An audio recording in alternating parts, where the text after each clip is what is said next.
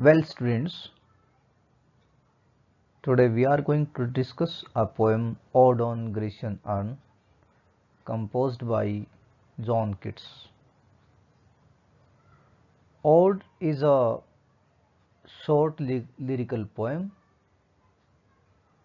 that is used to praise a thing or an event. The present poem is an ode on a Grecian urn. Urn is a vase, Hindi में इसको हम कलश कहते हैं। आप इस पिक्चर में देख सकते हैं कि यहाँ पर एक बहुत ही ब्यूटीफुल वेस है और ये ग्रीशियन है, ग्रीक यूनानी कलश हम इसको कह सकते हैं। अब हम देखते हैं कि किस तरह से जॉन केट्स जो रोमांटिक पोएट हैं वो किस तरह से इस कलश की ब्यूटी डिस्क्राइब करते हैं। और कलश पर हम देख सकते हैं कि एनग्रेविंग है, किस तरह के यहाँ पर कुछ सिंगर हैं, कुछ म्यूजिशियंस हैं और कुछ trees flowers like that. So let's see what type of poem it is. Thou still unravished bride of quietness, thou foster child of silence and slow time, sylvan historian who canst thus express a flowery tale more sweetly than a rhyme. Thou word is archaic English, old English. इसका meaning है तुम, और ये addressing है उस वेस को, कलश को, जो पोइट कहते हैं कि एक तरह से ये इंग्लिश में पोइट्री जो फिगर ऑफ स्पीच एपोस्ट्रॉफी होता है उसका यूज़ यहाँ किया है। दाव ये एड्रेस करते हैं वेस को, जबकि वेस कोई ह्यूमन बीइंग नहीं है, कोई एनिमेट थिंग नहीं है, सजीव नहीं है, निर्जीव है, एक वस्तु है, फिर भी किस तरह से उनको एड्रेस करते हैं, ऐसे एड्रेस करते हैं जैसे हम किसी व्यक्ति को करते हैं। तो that's why it's called apostrophe. Thou तुम, स्टिल अभी तक, unravished bride of quietness, unravished untouched, bride of quietness, bride mean दुल्हन, ऑफ क्वाइटनेस शांति, क्वाइट जहाँ पर बिल्कुल कंप्लीट साइलेंस होता है। Thou foster child of silence, और आप एक तरह से दत्तक पुत्र हैं।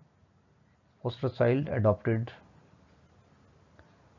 Child of silence and slow time, किसके? साइलेंस के और स्लो टाइम के। नाउ हाउ कैन अ वेस can be a bride of quietness or a foster child of silence in slow time? Now it is a kind of metaphoric language that is used to describe the vase. Now again, sylvan historian who canst thus express. Sylvan historian, sylvan means it is a kind of rural life, pastoral life, the life of nature, एक ऐसी landscape, ऐसी जगह जिसको हम कह सकते हैं कि जहाँ पर घाटी हैं, गांव हैं, उनको सिल्वन, और हिस्टोरियन वो जो उनको रिकॉर्ड करते हैं। तो ये जो वेस है, कलश है, ये एक तरह से सिल्वन हिस्टोरियन है। हु कैंस्ट का मतलब यहाँ पर can, who can thus express, जो एक्सप्रेस कर रहा है, क्या कर रहा है? A flowery tale more sweetly, इसके ऊपर जो फ्लावर, जो ट्रीज बने हुए हैं वो एक तरह की कहानी बता रहे हैं। कैसे? Then a rhyme, rhyme means हमारी पोइट्री। पोइट ये कह रहे हैं कि ये जो कलश है इसके ऊपर जो फूल पत्तियों के डिज़ाइन बने हुए हैं, जो इस पे टेल छपी हैं, जो लेजेंड इस पे छपी हैं, वो इतने सुंदर हैं, इनकी कहानियाँ इतनी अच्छी हैं, जो हमारी पोइट्री भी उतनी अच्छी नहीं है। What leaf fringed legend hearts, hearts होती है एक तरह से जो वेस है उसके ऊपर कोई चीज़ छपी हुई है, उस पर एक तरह से वो चीज़ें उन पे रखी हुई हैं, मतलब उनके अंदर वो हैं। हॉन्टिंग का मतलब होता है कोई चीज़ जहाँ पर रहती है, जिसका उस पर ठिकाना बन जाता है, बसेरा बन जाता है एक तरह से। तो लीफ फ्रिंज्ड लेजेंड, लेजेंड कहानियाँ होती हैं। लीफ फ्रिंज्ड मीन्स जो ये वेस है जो एक कलश है इसकी बाउंड्री पे पत्तों का एक डिज़ाइन बना हुआ है, एक फ्रेम है, और उस पत्तों के फ्रेम के अंदर ही इन्होंने कहानियाँ इनग्रेव की हैं उसके ऊपर, और वो एक तरह से उस पर छपी हुई हैं, उस पर रखी हुई हैं, परमानेंटली वहाँ पर हैं। अबाउट द शेप मीन्स उनकी बॉडी के ऊपर। ये जो वेस है इसके बॉडी पे ये फूल पत्तियों के फ्रेम के अंदर जो कहानियाँ हैं वो गढ़ी गई हैं। ऑफ डिटीज़ और मॉर्टल्स और ऑफ बोथ, वो देवताओं की हैं डीटीज, मॉर्टल्स या मनुष्यों की हैं, और ऑफ बोथ या दोनों की हैं। अब ये पता नहीं कि कौन है उनके ऊपर, वो देवता है या ह्यूमन बीइंग है। इन टेम्पी और द डेल्स ऑफ आर्केडी, अब ये कहते हैं कि जगह कौन सी है पता नहीं, ये टेम्पी है, टेम्पी शहर है यूनान का, या आर्केडी की घाटी है, dales of Arcady. Arcady was very famous place in Greece. What men or gods are these, फिर क्वेश्चन करते हैं पोइट कि who are these people, are they gods, क्या वो देवता हैं या मनुष्य हैं। वॉट मेडन्स लोथ, लोथ मीन्स डिनाई करना, आनाकानी करना। मेडन्स अनमेरिड गर्ल्स, ये अनमेरिड गर्ल्स जो है इसमें वो किस बात से इनकार कर रही हैं। वट मेड परस्यूट, और ये क्या पागलपन है। परस्यूट होता है एक तरह से काम, कोई एक्टिविटी, और मैड पागल, ये क्या पागलपन है, किस तरह का ये एक तरह से पागलपन है। व्हाट स्ट्रगल टू एस्केप, और फिर ये क्वेश्चन ये कर रहे हैं कि ये इतना छीना झपटी, इतना संघर्ष क्यों चल रहा है, किसके लिए, टू एस्केप, बचने के लिए। ये जो सीन है इसके ऊपर अलग अलग तरह के, उनको देखकर पोइट अलग अलग तरह की बातें कहते हैं। उसमें क्या है, कुछ गॉड्स और कुछ ह्यूमन बींग्स टाइप की शेप उनको दिखाई देती हैं। वहाँ पर कुछ मेडन्स, अनमेरिड लड़कियाँ हैं जो दौड़ रही हैं, भाग रही हैं, और ऐसा लग रहा है कि उनके पीछे कोई पड़ा हुआ है जिनसे बचने के लिए वो भाग रही हैं।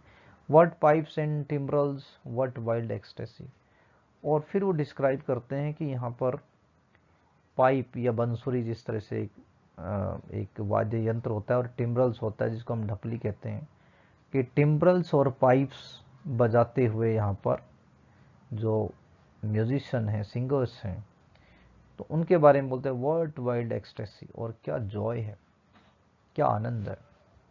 वाइल्ड मीन्स बिल्कुल, जिसका ये कह सकते हैं कि बिल्कुल पागल होकर जो आनंद लेते हैं। और इस स्लाइड में हम देखते हैं कि पोएट एड्रेस कर रहा है कलश को, और उसकी प्रेज में उनको एड्रेस करता है, एक तरह से उनको कहता है कि अनरेविस्ड ब्राइड ऑफ क्वाइटनेस। फिर उनको बोलते हैं कि foster child of silence and slow time, और फिर तीसरे में उनको कहते हैं सिल्वन हिस्टोरियन। तो इस तरह से फिर आगे वो डिफाइन करते हैं कि उसमें जो वेस है उसकी बॉडी पर किस तरह से फूल पत्तियों के डिज़ाइन के बीच में अलग अलग कहानियाँ छपी हुई हैं। कौन हैं ये लोग, ये भी क्वेश्चन करते हैं कि अभी कुछ पता नहीं उनको, क्योंकि it is very antique, it is very old and nobody knows about the ways and about the stories which are engraved on its body. ये सभी एक तरह से एक आर्टिस्टिक क्रिएशन है, and we can appreciate it, we can enjoy it, and we try to find out what type of painting or legend it is. Then is not actually sure about the place, which is the place of this, it is a Tempe or Dales of Arcady, और फिर he is not sure about whether it's a gods or men। और फिर आगे कहते हैं कि maidens हैं यहाँ पर, जो अनमेरिड गर्ल्स, वो दौड़ रही हैं, भाग रही हैं, कुछ लवर उनके पीछे हैं, फिर म्यूजिशियंस हैं, ये सब इसमें डिस्क्राइब करते हैं। पहले इसमें आगे हम देखते हैं नेक्स्ट स्लाइड में, नेक्स्ट स्टेंजा में क्या है। फिर क्या है उसमें आगे, heard melodies are sweet but those unheard are sweeter. Heard का मतलब हियर, हार्ड, हार्ड, इसका मतलब सुनना है, जो सुनी जा सकती हैं। मेलोडीज संगीत, म्यूजिक गीत, और स्वीट, जो संगीत हम सुन सकते हैं, जो गीत हम सुन सकते हैं वो स्वीट है, वो बहुत अच्छा लगता है, कर्णप्रिय है, एक तरह से सुहावना है। बट दोज अनहर्ड, लेकिन जो संगीत हम नहीं सुन सकते, तो जो गीत हम नहीं सुन सकते, आर स्वीटर, वो और भी प्यारा है, बहुत ज़्यादा सुहावना है। देयरफॉर ये सॉफ्ट पाइप्स प्ले ऑन, ये कहते कि जो ये मधुर बंसुरियाँ बज रही हैं, ये बजती रहें। Play on, not to the sensual ear, किसके लिए? हमारे फिजिकल कानों के लिए ही नहीं। Sensual ear, ear means the sense of listening. There are different senses. There is a sense of taste, there is a sense of sight, there is a sense of this music and all, we hear the things.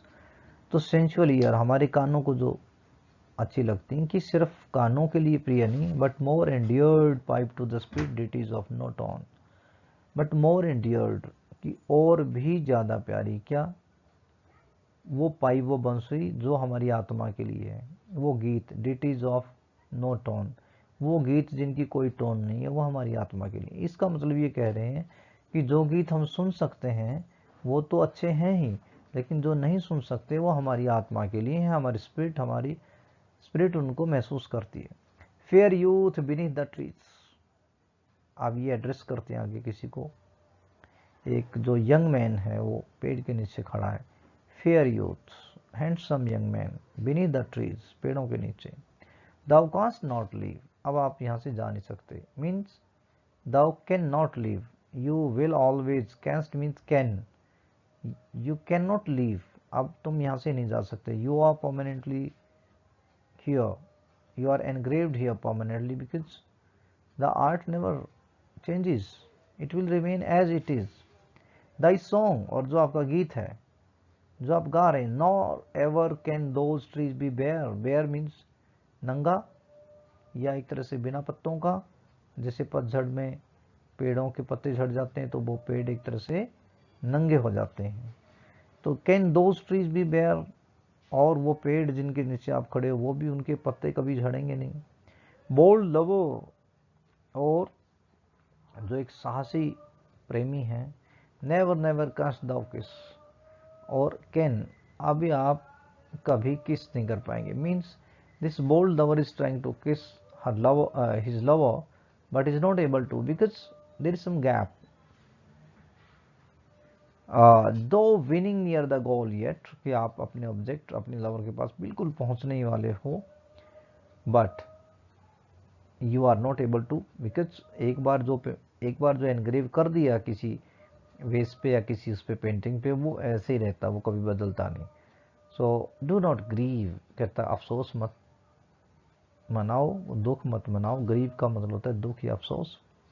She cannot fade, she means जो आपकी lover है, जिसको आप पकड़ना चाह रहे हैं, किस करना चाह रहे हैं, कैनॉट फेड, वो कभी फेड नहीं होने वाली। फेड होने का मतलब यहाँ पर ये है कि उनकी एज नहीं बढ़ेगी।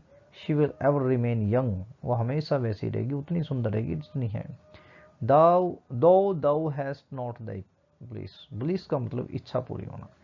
आप बेशक आपकी इच्छा पूरी नहीं हुई है, आप उनको किस नहीं कर पाए, बट फिर भी for ever will thou love, तुम इस तरह से, जिस एक्शन में आपको एनग्रेव किया गया है वेस पे, तुम हमेशा ऐसे रहोगे, ऐसे ही प्रेम करते रहोगे। एंड शी बी फेयर, वो हमेशा सुंदर रहेंगी। Now in this stanza we find that poet is discussing the eternity, permanency of art, means whoever is there in art, engraved or depicted, will remain so forever, it's not going to change. The lover will remain lover, and the beauty will ever remain beauty, nothing is going to change. So it is the permanency of art. If it is compared to the human life, then art is permanent, art is not going to change its course.